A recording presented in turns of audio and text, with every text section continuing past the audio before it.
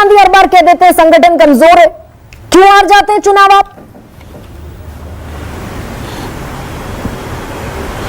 देखिए, राहुल गांधी जी ने कभी नहीं कहा संगठन कमजोर है।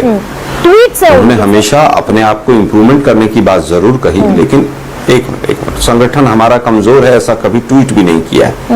वापस आ जाते हैं, अभी जो कुछ तमाम फैक्ट्स आपने रखे, मेरे पास भी 3-4 आरटीआई की जो कॉपीज हैं, आरटीआई के जवाब हैं, मैं उनको लेकर बैठा हूं।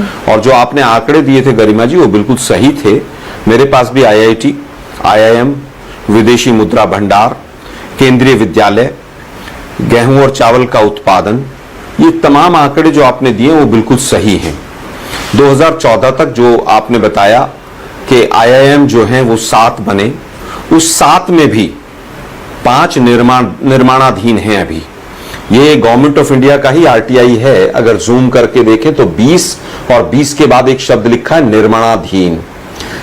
मैक्सिमम चीजें जो मोदी जी के समय में स्वीकृति मिली है, उसके अंदर जिस तरह की हालत है, वो या तो फाउंडेशन के लेवल पर हैं या वो अभी भी कहीं पर भी स्टैंड नहीं करते हैं।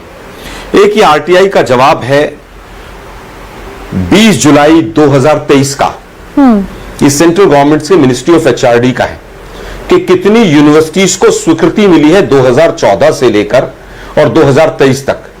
सेंट्रल जो यूनिवर्सिटीज हैं, मात्र 5 यूनिवर्सिटीज हैं जो सेंट्रल गवर्नमेंट की, जिनकी स्वीकृति मिली है, चालू नहीं हुई है, स्वीकृति। आलोक शर्मा, ये सारी चीजें आपने अपने ब्लैक पेपर में बता दी, झूठ बोलते जाते हैं। मल्लिकार्जुन खड़गे ने जारी किया था ब्लैक पेपर, बता चुके हैं। मैं तो ये पूछ रही हूँ आपसे कि इसरो आपने बनाया, IIM आपने बनाए, IIT आपने बनाए, एम्स आपने बनाए, मान लिया मैंने 40 चुनाव हारे आप, मात्र गिने चुने 3 राज्यों में सरकार है आपकी, क्यों है ये फेलियर? अगर राजनाथ सिंह कह रहे हैं डायनासोर की तरह एक्सटिंक्ट हो जाएंगे, तो क्या गलत कह रहे हैं? मैं केवल एक RTI का जवाब और आपके सामने रख देता हूं। ये 5 अक्टूबर 2023 की RTI का जवाब है, मेडिकल कॉलेजेस से संबंधित। इसमें लिखा गया है कि 2014 में जो सेंट्रल गवर्नमेंट की फीस थी मेडिकल की पर ईयर, वो 10,96,000 थी और 2023 के अंदर ये बढ़कर 20,50,000 आ गई। मोदी जी अब कभी इन चीजों पर बात नहीं करते। सवाल पर आ जाइए आलोक शर्मा। छोटा सा एक सवाल मैं करना चाहता हूं, आपके सवाल का जवाब मैं जरूर दूंगा। गरिमा जी जरूर दूंगा, गरिमा जरूर दूंगा। मैं आपके सवाल का किसी का उत्तर नहीं ऐसा होगा जो नहीं दूंगा। मैं केवल दिल्ली की लगभग NCR की 5 करोड़ की पॉपुलेशन है, एक मेडिकल कॉलेज बता दीजिए जो सेंट्रल गवर्नमेंट ने बनाया हो। मैं 10 बताऊंगा। जिस तरह से दिल्ली में कांग्रेस को उम्मीदवार नहीं मिल रहे वाला आलोक शर्मा, चुनाव लड़ेंगे आप कि नहीं लड़ेंगे 10 साल बाद? उसी दिल्ली में 3 सीटें आपके पास है, आपको उम्मीदवार नहीं मिले। उम्मीदवार गरिमा जी हमारे पास 3 की जगह 30 उम्मीदवार हैं, इसलिए दिक्कत आ रही है और जल्द उस पर भी फैसला हो जाएगा। अब वापस आते हैं आपके सवालों के ऊपर। मैं केवल 2-3 आंकड़े छोटे से रख देता हूं, बहुत क्विक। इन्होंने कहा था काला धन लाएंगे, नहीं लाए। स्विस बैंक के अकाउंट होल्डर्स का नाम बताएंगे, नहीं बताया। आज रिपोर्ट कार्ड में पूरी तरह से फेल है हर सब्जेक्ट में, इसलिए अब जनता इनको बाहर का रास्ता दिखाएगी।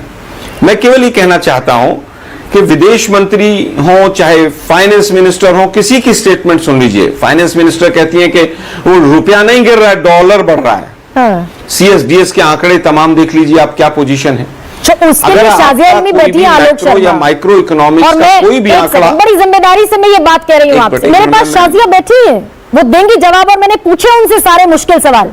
आप एक मुश्किल सवाल मैंने आपसे पूछा, 40 बार चुनाव हारने का मतलब आलोक शर्मा कांग्रेस पार्टी के लिए क्या है, इतना बता दीजिए। देखिए उसका कारण 40 चुनाव तो बीजेपी भी हारी है। आप कहें तो मैं गिनवा देता हूं।